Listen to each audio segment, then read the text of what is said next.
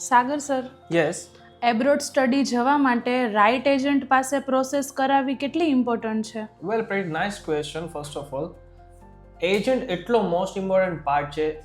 First જે part છે આખી જર્નીનો એ છે એજન્ટ. જો તમારો એજન્ટ સાચો હશે, લાઈક એને બધી જ નોલેજ છે, કઈ કન્ટ્રીમાં જવું જોઈએ, કયો કોર્સ લેવો જોઈએ, યા કઈ યુનિવર્સિટીમાં જવું જોઈએ, as per according to your financial situations, અને સ્ટુડન્ટ્સની જે પણ ફિનાન્શિયલ છે કે એમનું એજ્યુકેશન બેકગ્રાઉન્ડ છે એની પરિસ્થિતિને અકોર્ડિંગ જો એ સ્ટુડન્ટ એની એ કન્ટ્રીમાં જશે તો એનું ફ્યુચર સારી રીતના આગળ વધશે. અધરવાઇઝ એજન્ટને કંઈ ખબર જ નથી પડતી કઈ કન્ટ્રી આપવી જોઈએ, કઈ કન્ટ્રી ટ્રેન્ડમાં છે, કઈ કન્ટ્રીમાં જોબ ઓપોર્ચ્યુનિટીઝ વધારે છે, કે કયા કોર્સિસ અત્યારે સારા ચાલે છે, એ એજન્ટને નથી ખબર, તો તમારું ફ્યુચર પણ એ હિસાબે જ જતું હશે. બરાબર છે? જો સારો એજન્ટ હશે, એને ઇન્ફોર્મેશન બધી છે, તો એ તમને સારી જગ્યા પર લઈને જશે. એવું નહીં કે એજન્ટના ખીચા ભરવા માટે સ્ટુડન્ટ્સના પૈસા લાખોનું નુકસાન થઈ જાય.